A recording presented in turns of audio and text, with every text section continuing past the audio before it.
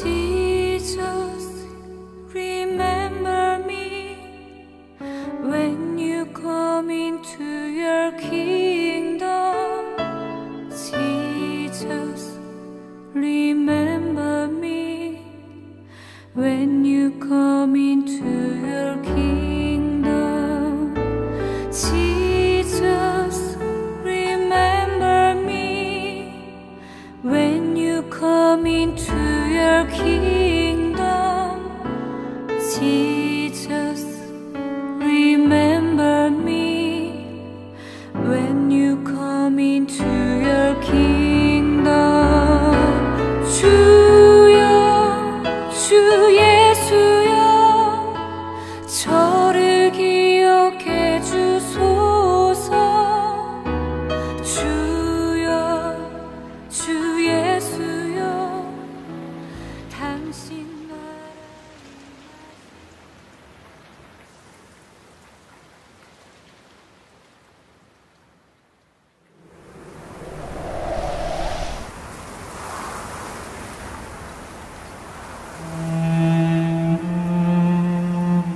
1985년 11월 다시 찾아간 중국은 또 겨울이었다. 얼마나 춥던지, 얼마나 눈이 많이 오던지, 성경을 다시 가져다 주기로 약속한 지도 벌써 2년이 지났다. 이번에는 이 목사와 함께였다. 약속을 지키기 위해 서둘러 조선족 아주머니들을 만나려고 기차역으로 나갔다. 성경이 가득한 10개의 가방을 나눠 들었는데 가방 한 개에 대략 25kg이었다. 눈이 수북히 쌓이고 있었다. 기차에서 내려 택시를 탔는데 평소 1시간이면 갈 수 있는 길이었지만 차가 눈에 미끄러지고 구덩이에 빠지는 우여곡절을 딛고서야 겨우 조선족 아주머니를 만날 수 있었다. 여기 성경 250권이요. 아주머니는 전혀 기대하지 않은 시간에 성경을 받아서였는지 그저 가만히 서 계셨다. 어떻게 성경을 가지고 왔는지, 이곳까지 오는 길에 공안을 만나지 않았는지 물어볼 만도 한데 아무런 말이 없었다. 어쨌든 배달했으니 됐지 생각하며 돌아섰는데 아주머니가 나지막히 내 등 뒤로 말을 건넸다. 다음에 올 때는 성경 100권만 더 개고 오라요. 신약과 시편이 있는 요만한 가죽 성경이 띠요. 뭘 하시게요? 묻지 말고 가져다 주라요. 나는 그러겠다고 약속한 뒤 다음 임무를 수행하기 위해 길을 나섰다. 성경 주석 한 지를 다른 지역에 또 배달해야 했기 때문이다.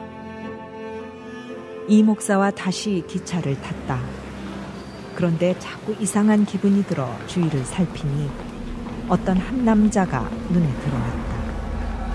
나는 가방을 한 손에 움켜쥐고 이 목사에게 나지익히 내린다 고 말한 뒤 막 떠나려는 기차의 출입문을 향해 뛰어내렸다. 그리고 곧바로 버스로 갈아탔다. 그런데 버스에 앉는 순간 내 눈을 의심하지 않을 수 없었다. 거기에 이미 그 남자가 타고 있지 않은가. 놀란 우리는 즉시 버스에서 뛰어내려 다른 버스를 향해 전속력으로 다름질했다. 그런데 받고 탄 버스에도 그 남자가 있는 것이었다. 이미 그는 우리의 동선을 파악하고 있는 듯했다. 서서히 공포가 밀려왔다. 어떻게든 이 남자를 따돌려야 하는데. 다시 버스에서 내려 택시를 타고 내리고 또 다른 택시를 타고 내리고 결국 다음 목적지로의 성경 배달을 포기하고 우리는 아까 만났던 조선족 아주머니 집으로 새벽 4시가 다 되어서 되돌아왔다. 한바탕 소동 후 지쳐버린 나는 성경 주석을 아주머니에게 그냥 건넸다. 주석을 받아든 아주머니는 얼마나 기뻐하던지. 아주머니는 성경 주석을 다시 가져오게 해달라고 간절히 기도했다는 것이다. 그 말을 듣는 순간 억울한 생각이 들었다. 아주머니 기도 때문에 그 고생을 하며 다시 여기로 돌아왔단 말인가? 바로 그때였다. 아주머니는 무거운 목소리로 내게 말을 걸었다. 내가 왜 손바닥만한 성경 100권을 개고 오라 했는지 알아? 그걸 가져오면 우리가 북조선에 보낼 수 있어. 북조선? 북한? 북한에 성경을 보낸다고? 나는 한참 동안 멍하니 그 자리에 서 있었다. 뭐라고 대답할 말이 없었다. 북한에 성경을 보낼 수 있다니. 지금도 어렵기는 하지만 그 당시엔 북한에 성경을 보낸다는 것 자체를 감히 상상할 수도 없는 시절이었다. 뒤이어 거부할 수 없는 강하고 분명한 하나님의 음성이 내게 들려왔다. 나는 북한을 포기한 적이 없다. 그 땅에 내 백성이 살아있다. 내가 남한 성도들의 기도를 듣고 있다. 심장을 뒤흔드는 하나님의 음성에 나는 그 자리에 털썩 주저앉아 엉엉 울었다. 하나님께서 내 땅, 내 백성을 버리지 않으셨다는 것이다. 하나님의 분명한 음성을 들은 나는 더 이상 가만히 있을 수 없었다. 성경 배달의 강력한 명분을 얻었을 뿐만 아니라 누구와도 견줄 수 없는 든든한 후원자를 얻은 기분이었다. 하나님이 원하신다니. 나는 그 땅에 살아있는 하나님의 백성들을 향해 지체 없이 나아가야 했다. 예, 하나님.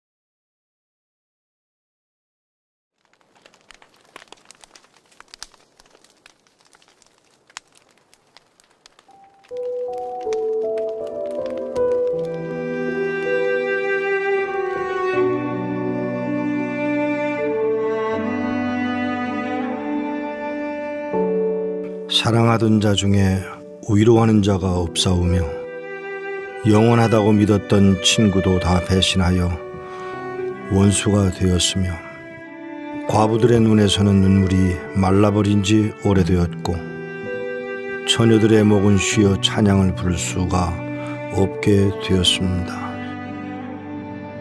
동족은 평안을 잃었고 평양과 선천의 도로는 공산당들의 군화에 짓밟혔으며 북한 땅의 모든 동족은 즐거워하고 기뻐만 하던 그 명절에 우상 곧 김일성을 향한 어두움의 아첨과 우상 숭배로 바뀌었나이다.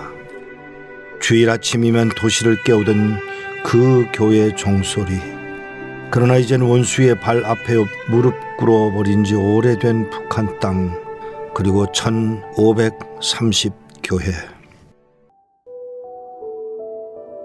환란과 핍박을 당하던 6.25의 날에 평양은 원수들과 연합하여 동족의 피 흘리기를 즐거워하여 싸우며 원수들이 주의 성전에 들어가 거룩한 예배를 위한 성경과 예복들을 빼앗고 불태워 싸우며 모든 것을 빼앗긴 우리는 다만 힘없이 피난길을 떠나와야 했습니다.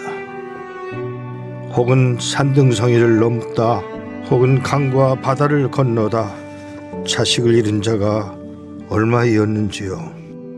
주례를 밟아 발을 잃고 폭격에 엄히 잃고 아비 잃은 고아가 얼마였는지요.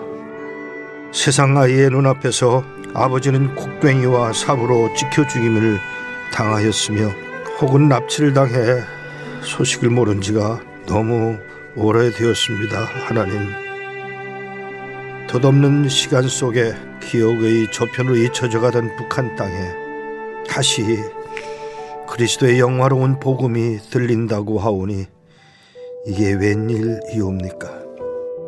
들판에서 찬송하며 바닷가에서 기도하며 움막과 굴 속에서 믿음 지킨 주의 백성들이 있다 하오니 이 기막힌 소식이 웬일이옵니까?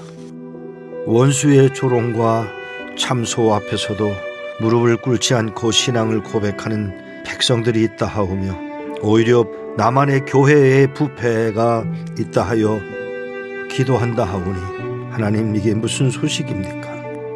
3명에서 많으면 60여 명까지 모여 주의 이름을 부른다 하오며 성경 말씀을 외우며 찬송을 300장이나 부를 수 있는 젊은이가 있다고 하오니 웬일입니까?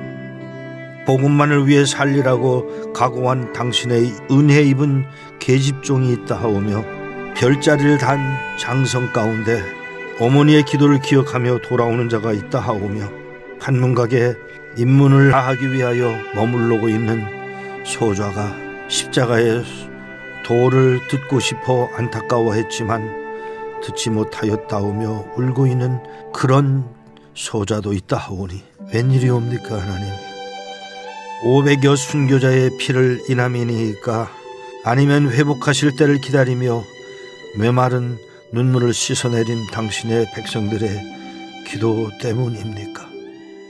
원수 김일성에게 속아서 총뿌리를 남쪽으로 돌리기만 했던 자 중에 주의 백성은 과연 없었습니까? 그들이 회개하거든 주여 이제라도 저들을 용서하옵소서. 그리고 우리도 저들을 용서하게 하옵소서. 주께서 십자가에 남기신 말씀을 기억하게 하사 저희를 사하여 주옵소서. 자기의 하는 것을 알지 못함이니이다 외쳤던 그 주님의 말씀처럼 저들로 회개하고 돌아오도록 느헤미야와 이사야의 고백처럼 이 모든 환난을 나와 나의 아버지 집이 범죄함을 인함이니이다라고 고백하며 기도하게 하옵소서. 주여, 주의 백성들이 여기 있나이다. 이들이 누게로 가오리이까? 이들로 주께 나오는 기쁨을 얻게 하시옵소서.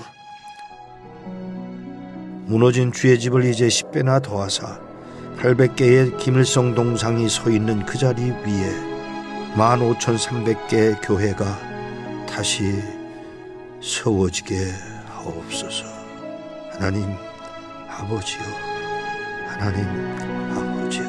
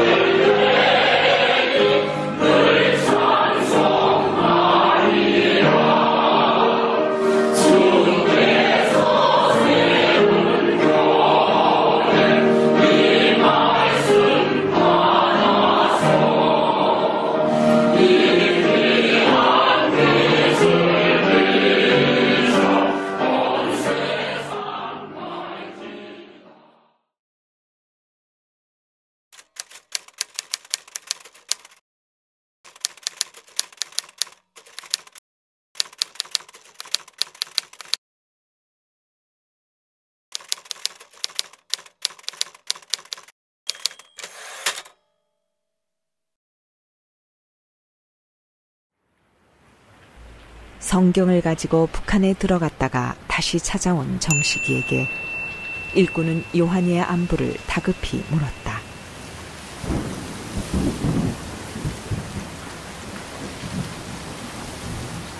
그러나 정식에 돌아온 대답은 요한이가 북한으로 돌아가는 길에 잡혔다는 것이다. 우리 둘이 가져갔던 성경이 짐 속을 뒤지다 나왔습니다. 그것을 본 안전원들의 눈이 뒤집히는가 싶더니 어디서 가져왔느냐 묻더라 말입니다. 요한이가 땅에 있는 것을 그냥 주워왔다고 했습니다. 순간 안전원들의 발길이 사정없이 요한이와 저를 걷어찼습니다. 정식이는 두려웠던 그 순간이 떠오르자 몸에 한기를 느꼈다. 안전원들은 성경을 어디서 받았는지 말하지 않는 요한이가 자기들을 멍청이 취급을 했다면서 군화발로 걷어차고 몽둥이로 내리쳤다.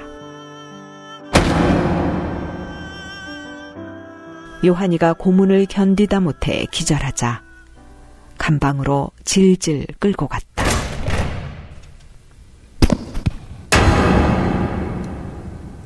몇 시간이 지났을까? 겨우 깨어난 요한이의 모습은 말이 아니었다. 맞아 살이 터진 얼굴은 피범벅이 되어 퉁퉁 부어올라 있었다. 천당인 줄 알았는데. 요한이는 힘없이 눈을 감은 채 하염없이 울기만 했다. 그렇게 한동안 잠잠하게 있던 요한이가 자리에서 벌떡 일어나 앉았다. 그리고는 찬송을 부르기 시작했다. 나 같은 죄인 살리신 주 은혜 놀라와 잃었던 생명 찾았고 광명을 얻었네. 요한이의 찬양 소리를 듣고 있던 사람들이 한 명, 두 명 허밍으로 따라 부르기 시작했다. 누가 시킨 것도 아닌데 말이다. 요한이는 하나님이 자신을 이렇게라도 살려둔 이유가 있다고 생각하니 가슴이 뭉클하였다. 다음 날 어제 노래 부른 놈이 누구냐는 간수의 호통 소리가 들리는가 싶더니 요한이가 밖으로 끌려나갔다. 이미 맞아서 만신창이가 된 요한이에게 다시 또 몽둥이가 가해졌다. 매를 견디지 못하고 결국 혼절한 요한이를 다시 감방에 끌어다 내동댕이 쳤다. 얼마의 시간이 흘렀을까? 이제껏 내가 산 것도 주님의 은혜라. 또 나를 장차 본향에 인도해 주시리. 요한이의 입에서 흘러나오는 찬양이었다. 정식이는 노래를 계속 부르다간 죽을 수 있다는 생각에 요한이를 부둥켜 안고 부르지 말라고 애원하듯 사정하였다. 그러나 소용이 없었다.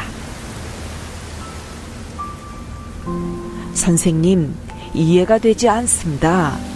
아니, 그렇게 얻어맞았는데 어떻게 노래를 부를 수 있습니까? 매를 맞으면서도 찬송을 부르며 죽어가던 요한이를 이해할 수 없어 답답한 듯 묻는 정식이에게 일꾼이 대답했다. 요한이는 성령을 받았기 때문에 죽어가면서도 하나님을 찬양할 수 있었던 거야.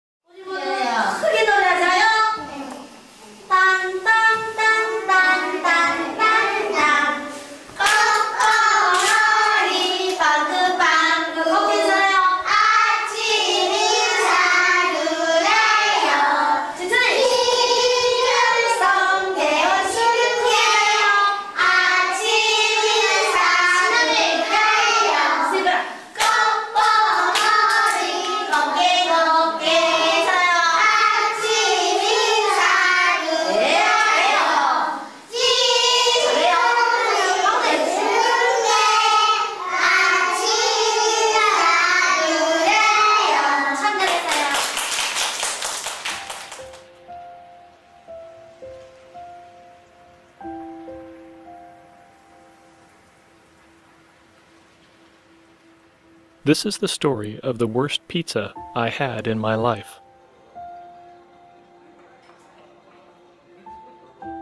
I was at a restaurant with a North Korean woman who had fled to South Korea, and I was treating her to her first pizza. She used to work for the Social Security Bureau, known as the SSB, in Pyongyang, and had many stories of underground Christians who were imprisoned. She told me one story in particular about a greedy woman as we waited for our food. There was a lady in Pyongyang who had more money than most, but she was known to refuse sharing with others, even so much as a bowl of rice with her relatives. One day, she traveled to China to visit a relative and met a missionary. The missionary shared a story so foreign and so strange. At first, she wasn't interested, but the missionary, who spoke with a different accent, shared a story about a man named Jesus feeding 5,000 men with just 5 loaves of bread and 2 small fish. She wondered how this was possible. Then she learned that this Jesus went on to die for the sins of mankind, to give to all who believe a pathway to heaven. She thought this man the missionary described had to be either crazy or truly be God. The woman was so taken by the story that she couldn't even eat over the next couple of days. In the end, after much searching, the woman decided to accept Jesus into her heart. When the woman returned from China, she brought with her gifts of food that she gave out to her neighbors and relatives. After all the gifts were gone, she began selling her belongings to feed beggars and hungry children.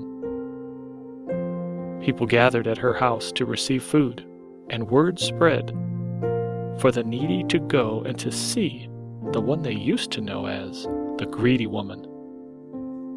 Eventually, the SSB heard about it and sent an agent to investigate. The agent saw the woman talking about Jesus Christ to people as she gave gifts to them, claiming him to be the ultimate gift God gave to mankind. The agent arrested her and took her in to be interrogated, but the woman kept smiling, so at ease, so content. This bothered the bureau agent. He made the woman sit on her knees, not for a few minutes, or even an hour, but for 3 days. Then, for many more days.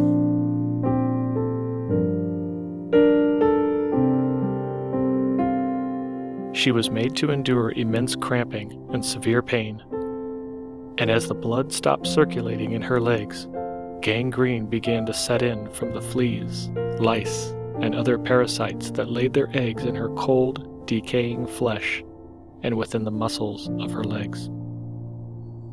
No longer able to walk, other prisoners were ordered to carry her out. The foul smell from her decaying flesh caused others to look away in disgust, yet she thanked them and continued to smile. In the days that followed, with no access to medical treatment, the woman's condition worsened, and she eventually succumbed to a painful death.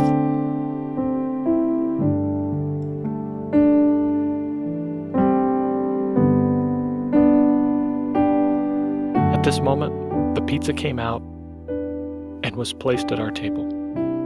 The former SSB agent took her first bite, but was overwhelmed by the smell of the gorgonzola cheese. It smelled strikingly similar to that of the greedy woman's decaying legs. I was dumbfounded, then had to turn my face away as a tear dripped down my face and dropped onto the pizza. Tears also started to roll down her face. Pizza that was meant to be a wonderful treat. Who knew it would serve as a reminder of the tragic reality that North Korean Christians endure every day for their faith.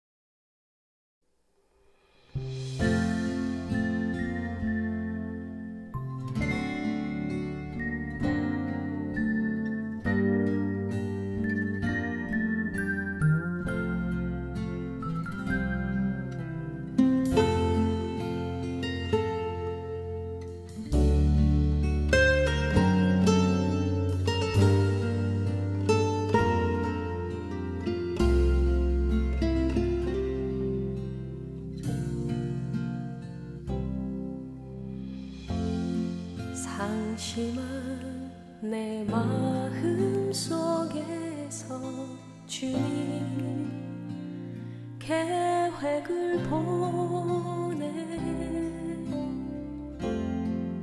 이전부터 날 택하시고 그리 행하시는 주님 낙심한 내 마음 속에서 주님 얼굴을 보내 끝날까지 날 잡아주시고 큰 약속 이루시는 주님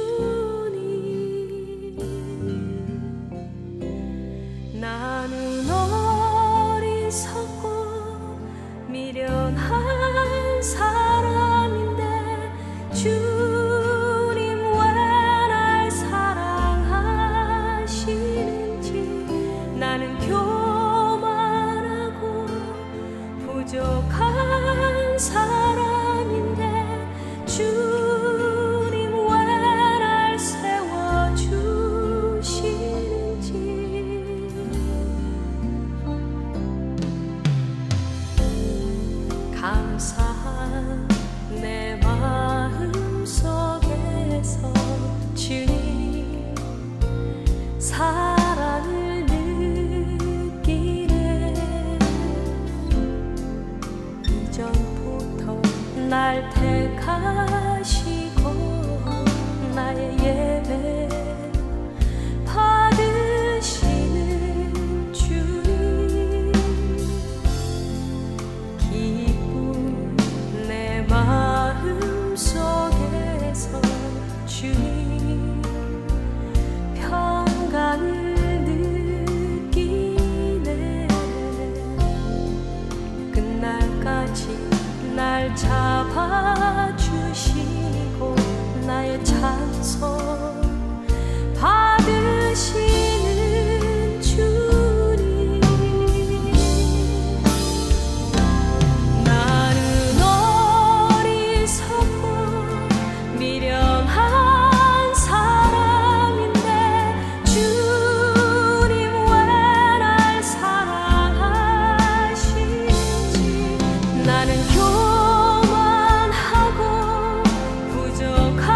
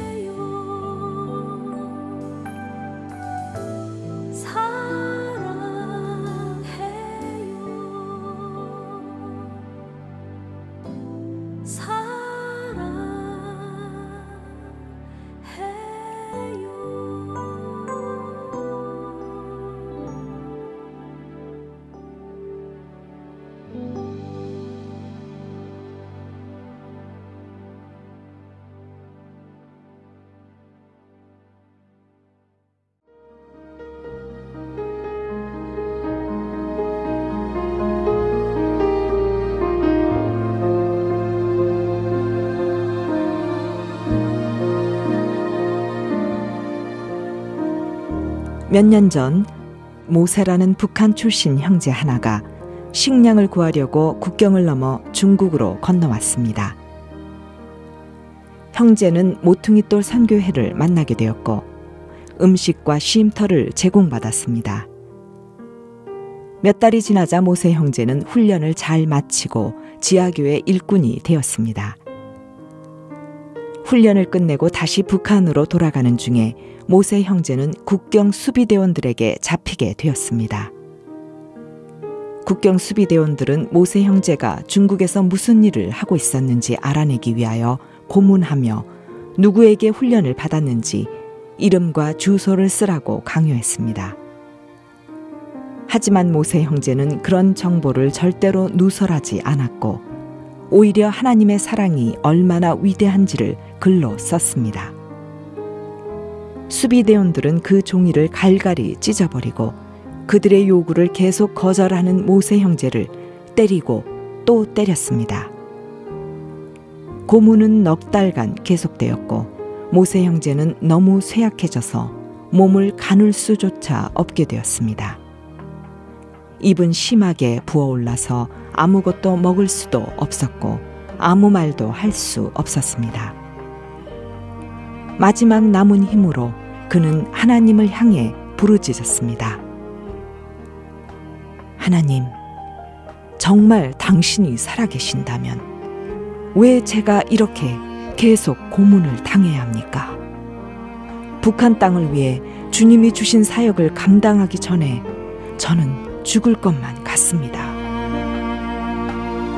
며칠이 지난 후 모세 형제는 환상 중에 거대한 전신주에 달려 죽은 수비대원들의 시신을 보았습니다. 모세 형제는 이것이 수비대원들과 잃어버린 영혼들을 향한 하나님의 예비된 심판임을 깨닫고 그들을 긍휼히 여기는 마음을 갖게 되었습니다. 이 일을 계기로 모세 형제는 매맞고 고문당하는 가운데도 틈만 나면 다른 죄수들에게 하나님을 담대히 전하기 시작했습니다. 감옥 안의 형편은 말로 표현하지 못할 정도로 끔찍했습니다. 죄수들에게 주는 음식은 너무나도 적었고 돼지들에게 주는 것보다 못했습니다. 하루는 옆방에 있는 죄수 하나가 심한 설사로 고통을 받고 있었습니다. 모세 형제는 훈련받는 동안 들었던 예수님께서 손을 얹어 병자들을 치유하셨다는 성경 말씀이 생각났습니다. 그는 한 번도 그렇게 하는 것을 본 적이 없었지만 한번 해보기로 결심하였습니다.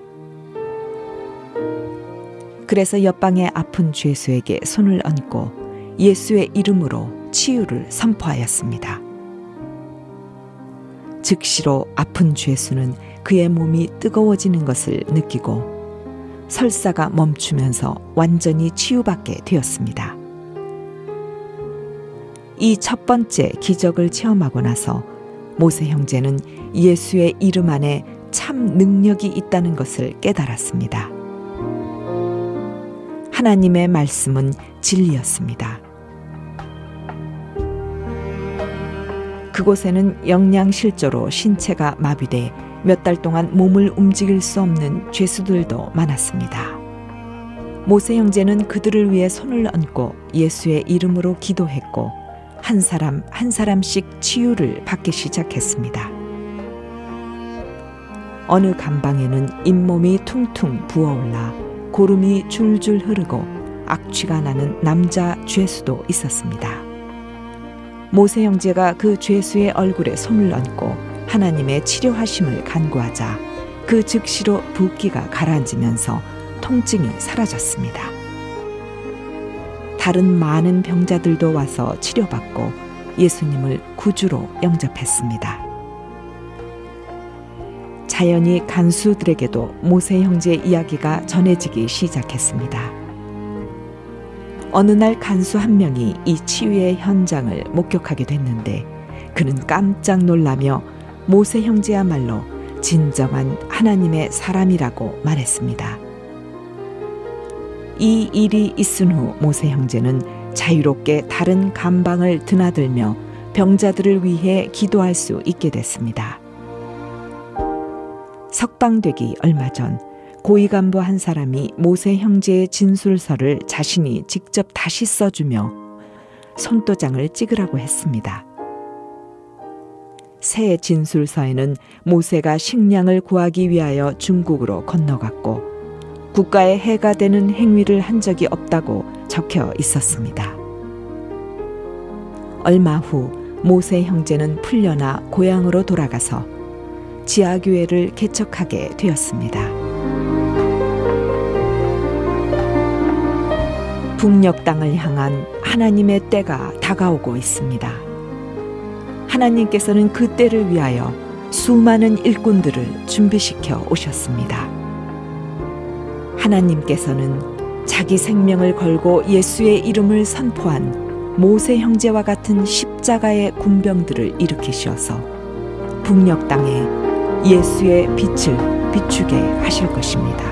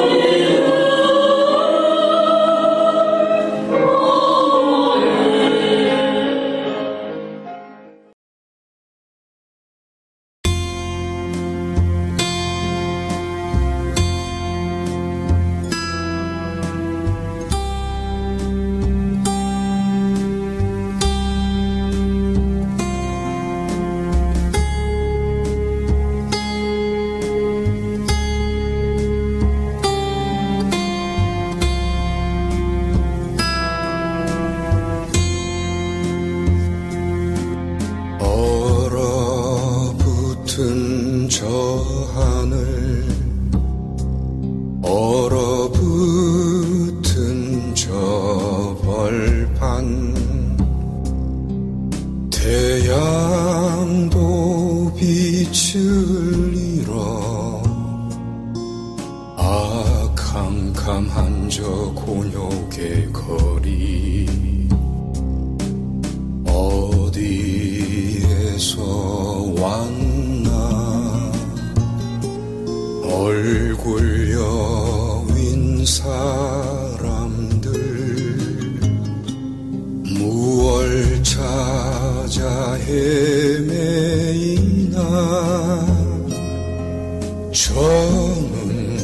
저 메마른 손길 오 주여 이제는 여기에 오 주여 이제는 여기에 오 주여 이제는 여기에 우리와 함께 하소서 거리여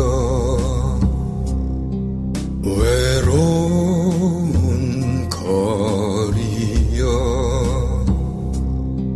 거절당한 손길들에 캄캄한 저 곤욕의 거리 어디에 있을까 천국은 어디에 죽음 저편 푸른 숲에 거기에 있을까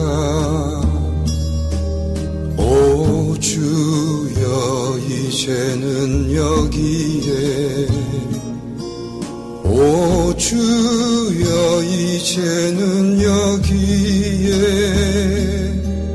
오 주여 이제는 여기에 우리와 함께 오 주여 이제는 여기에 오 주여 이제는 여기에 오 주여 이제는 여기에 우리와 함께 하소서 오 주여 이제는 여기에 우리와 함께 하소서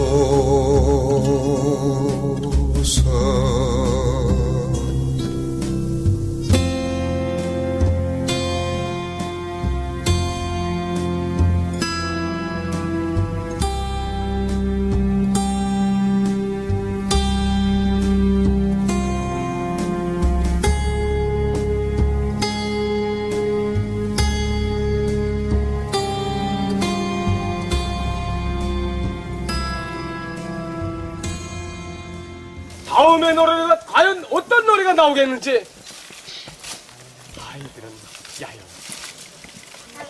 장군님은 전선으로 다 같이 불러봅시다.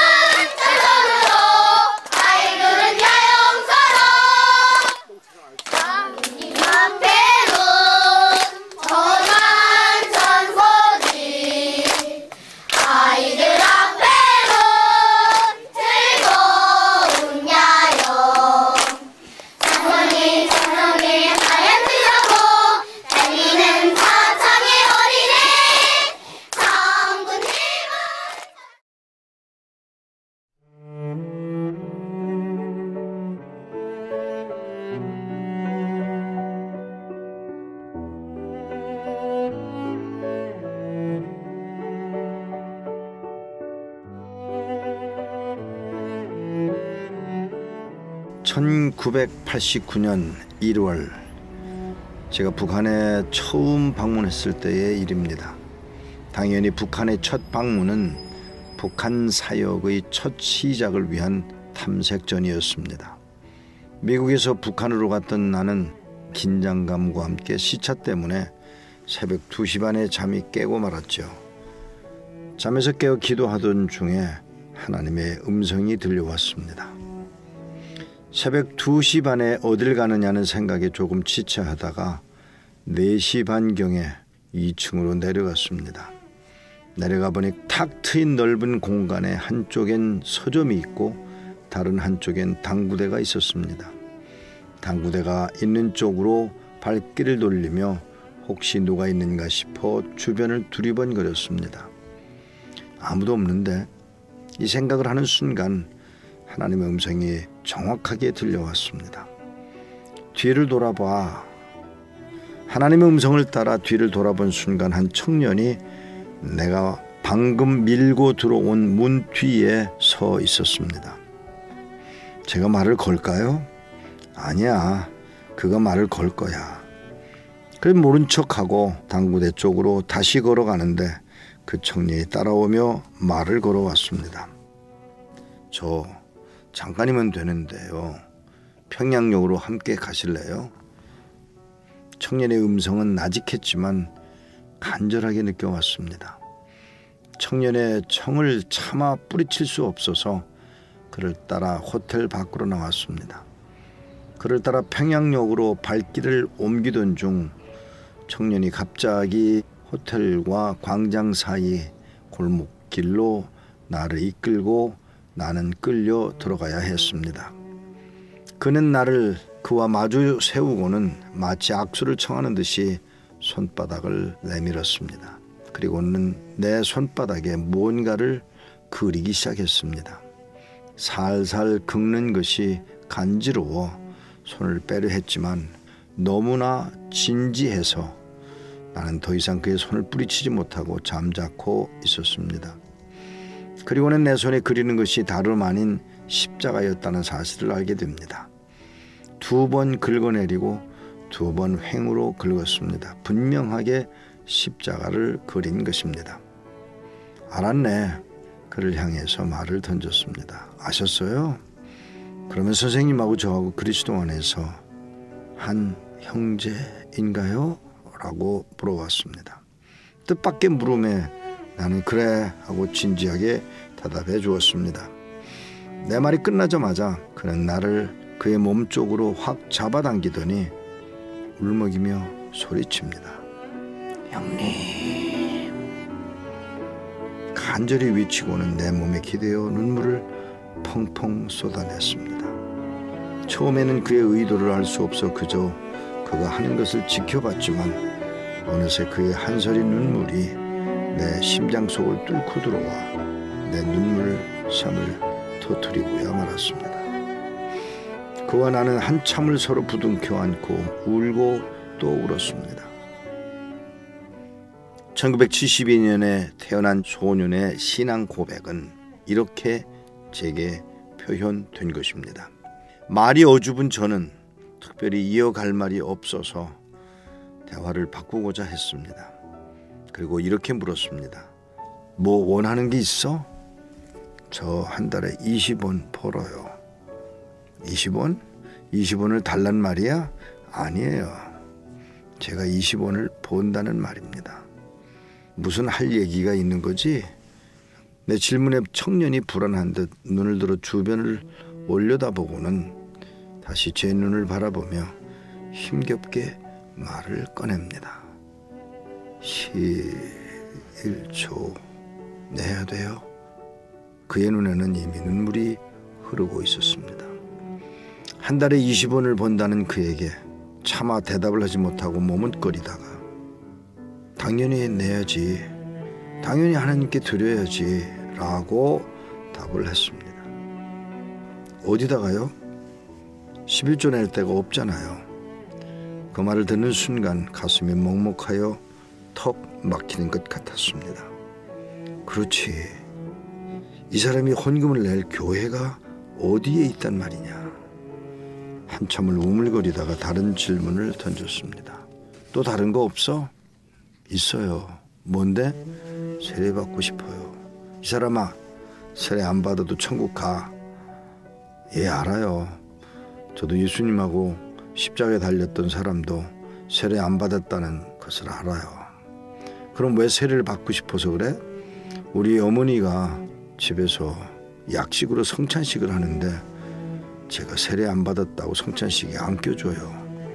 그리고는 또 눈물을 훔쳤습니다. 도대체 무슨 말을 해줘야 하는 것일까? 생각지도 못한 질문에 망설이다가 청년에게 물었습니다.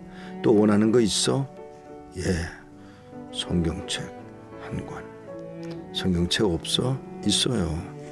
근데 오마니하고 형들이 먼저 읽고 나면 제 차례가 될 때는 새벽 2시나 되는데 그때는 졸려서 성경을 못 읽어요. 제 것을 갖고 싶어요. 사랑하는 여러분, 북녘 땅에서 만나는 성도들마다 그들이 살아서 믿음을 지키고 있음을 끊임없이 알리려고 합니다. 그 옛날 카타콤의 순교자들이 그린 물고기처럼 낯선 이의 손바닥에 십자가를 그리며 제가 여기 살아있다고요. 저를 형제라고 불러주세요. 우리가 소리 높여 불러보지 못하는 찬양, 그대들이 목청껏 원없이 불러주십시오. 우리가 부르짖지 못하는 그 하나님, 여러분들이 부르고 또 불러주십시오. 이 안타까운 청년의 소리가 들리십니까?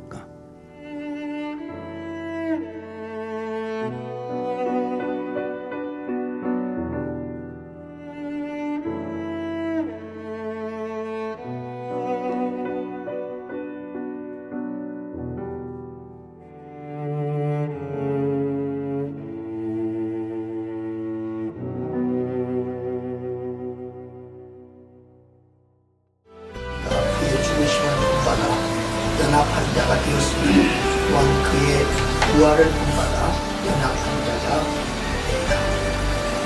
우리가 알므로와 우리 옛사람이 예수와 함께 십자가에 못 박힌 것은 죄의 몸을 면하여 하심을 우리가 죄에게 종노릇하지 아니하려 합니다. 예수님이 내 구주인 걸 믿으십니까? 예수님이 나를 위해 십자가에 죽으신 걸 믿으세요? 이제 세례 받으면 죽든지 살든지 예수님 증거하면서 예수님 꼭 믿고 영생 얻을 거 믿으시죠? 예수를 구주로 믿는 하나님의 딸에게 내가 성부와 성자와 성령의 이름으로 세례를 주옵니다.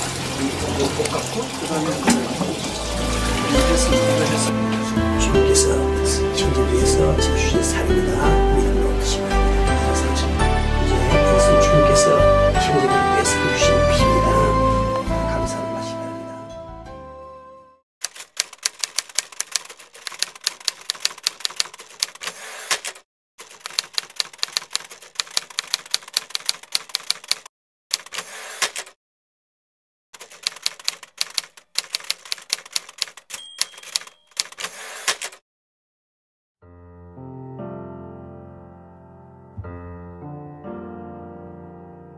사형리 전도지를 한 400장을 구해서 북한에 들어가려고 한 것입니다.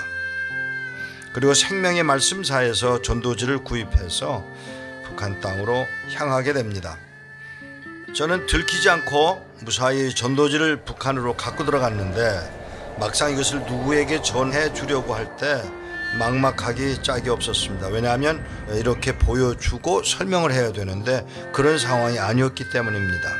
지금도 그렇지만 그 시절엔 더욱더 어려웠던 때였습니다. 어떻게 하면 될까 고민을 하다가 뾰족한 수가 생각이 나질 않았습니다. 그리고 평양을 떠나는 날이 왔습니다. 그런데 비행기를 타고 떠나면 그냥 짐을 비행기에다 실으면 되는데 기차로 이동을 한다는 거예요. 마음이 두근거리게 됩니다.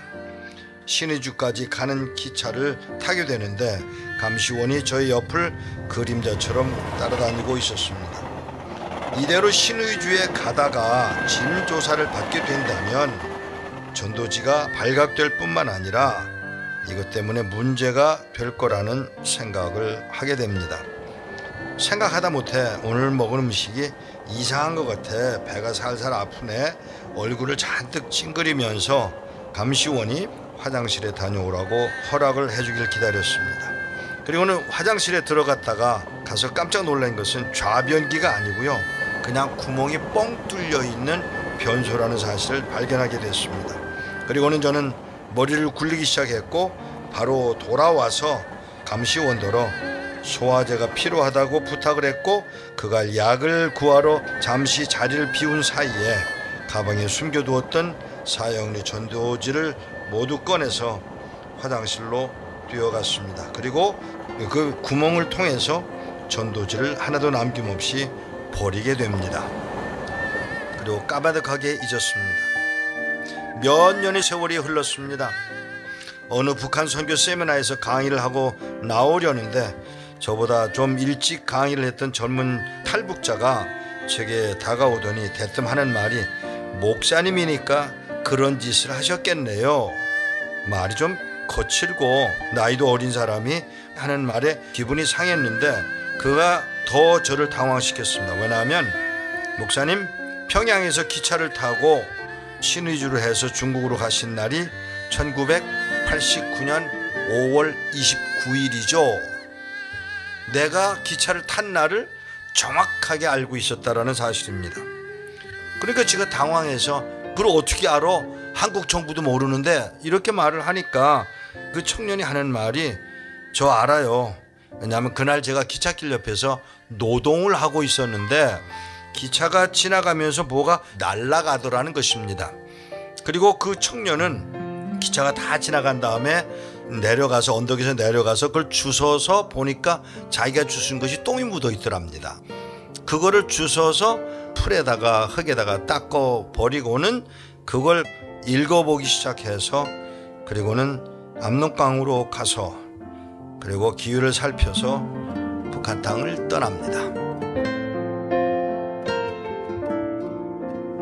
젊은 탈북자의 이야기를 들은 저는 너무 놀랐지만 감격스러웠습니다. 그 전도지를 읽고 탈출한 사람은 목사님이 되어 있더라는 사실입니다. 사랑하는 여러분, 저는 분명히 전도지를 나 살겠다고 버렸는데 하나님은 그걸 통해서 한 사람을 탈출케 하시고 그리고 한국에서 목사가 되기까지 하나님의 방법을 동원했다라는 것입니다. 그 현장에 있는 북한 주민들, 아직 복음을 받아들이지 못한 그들이 무엇을 필요로 하는지, 하나님의 방법을 얼마나 이해할 수 있는지, 그리고 더 나아가서 그들이 얼마나 말씀을 사모하고 자기 것으로 삼으려는지를 이해하고 있는 것일까 깊이 생각하게 됩니다.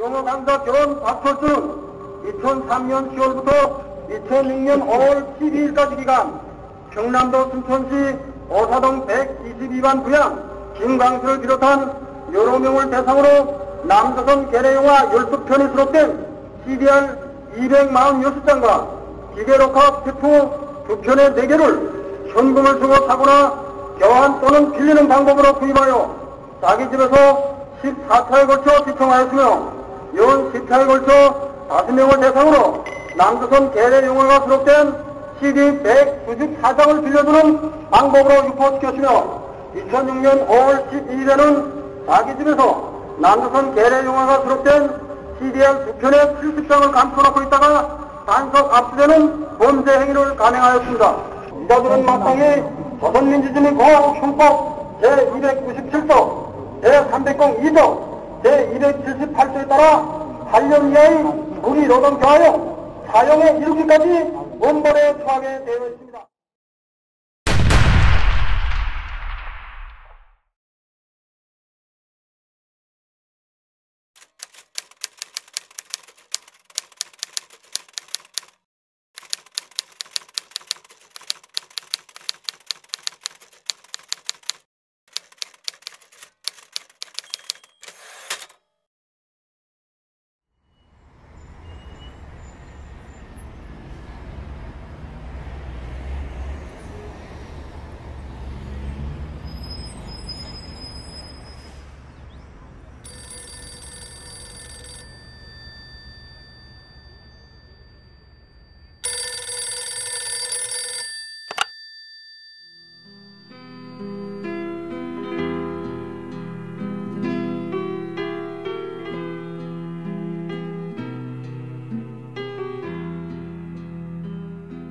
가면서 이제 전화를 이제 동네 전화를 해가지고 그때는 이제 핸드폰이 없었을 때니까 저 연락을 해놓고는 북한에 그 성도들이 있다는 그분들 나오라고 그래서 점심을 같이 할 수 있도록 어레인지를 했습니다.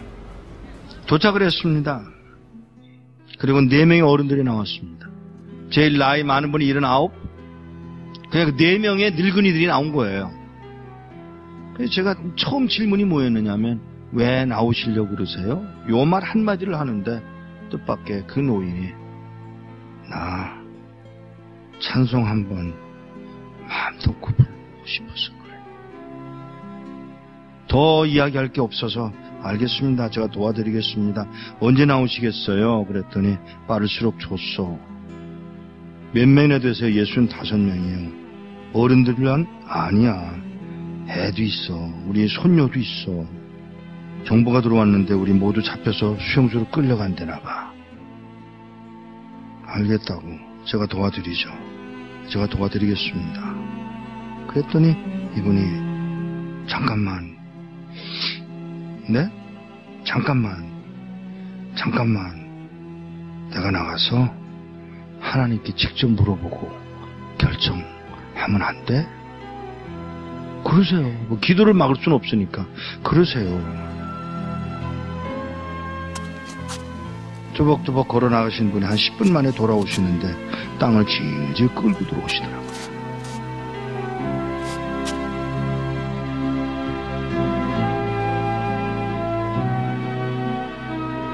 왜 그러세요? 음성이 벌써 달라지셨어요. 나가서 물었소. 하나님, 저 미국에서 온 이목사라는 사람이 우리 도와주겠다고 왔는데 따라갈까요? 그랬더니 하시는 말씀. 내가 능력이 없어서 너희들을 북한 땅에 남겨둔 줄 아냐? 그러니까 이 노인이 그 말을 듣고 우리가 그럼 매맞는 것도 하나님 뜻이에요? 물론이지. 아니 하나님 우리 굶는 것도 하나님 뜻이에요? 물론이지. 우리 잡혀서 수용소로 끌려간다고 해서 그러는 거 아니에요 하나님? 몰라서 묻냐? 이 말 한마디에 예 하나님. 그리고는 저에게 그 얘기를 전해주고 헤어지기 전에 인사를 하려고 이렇게 끌어안으려고 그러는데 끌어안는 게 이게 익숙하지 않아요 이 사람들. 그래서 제가 무릎을 꿇고 이렇게 내려다보는데 그가 신고 온 신발에 구멍이 뚫려서 발가락이 이렇게 나와 있더라고요. 그 발가락에 제가 입술을 대고 키스를 했어요. 그리고 우는 동안에 제 목에 뭐가 떨어지더라고요. 그 할아버지가 울고 계신 거예요. 일어나서 인사를 다시 하고 떠나면서 안녕히 계세요. 그랬더니 무슨 인사가 그러냐. 죄송합니다. 왜요? 천국에서 만나자 그래라. 예, 천국에서 뵙겠습니다. 그 말 한마디를 하고 떠나서 나오는데 몇 걸음 떠나갔는데 뒤에서 그의 음성이 들려옵니다. 누가 우리를 그리스도의 사랑에서 끊으리요.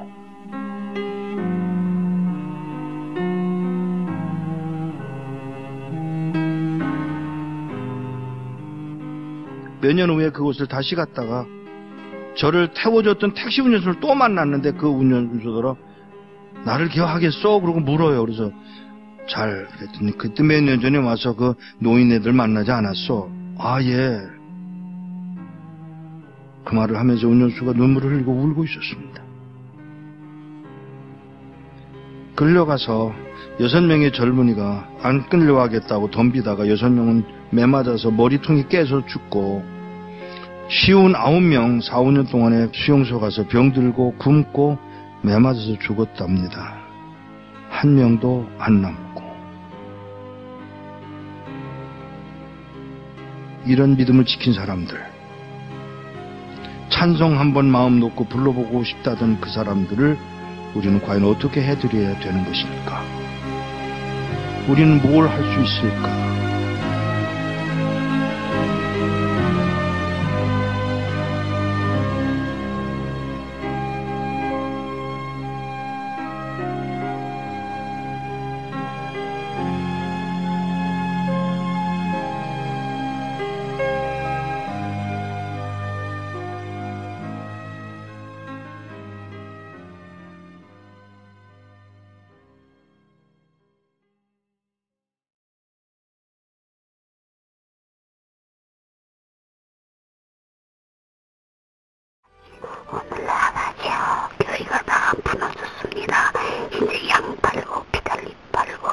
기뻐하는 아버지 교회가 무너진 이때에 아버지 다시금 신론과 진리에 몸된 교회가 살아나게 하시는 오늘날 얼마나 많이 순교했습니까? 피에 기초가 되고 십자가의 그리스도의 토가 아버지여 구원의 표가 되어서 이 민족을 아버지 구원하시고 이 민족을 버리시지 아니하시려고 아버지 역사하는 역사의 일선이 이 아들이 나셨습니다. 아버지 사로른 땅입니다. 아버지 몸된 교회의 일 피로써 순교인 피사선들이 오늘 다 살아있고 아버지 보관하시고 역사하시는 주의 보혜사가 나타나신 줄 압니다. 이제 불이 들기 전에 성신의 지혜와 청명을 주시고 무거운 짐진 사람들아 나 내게로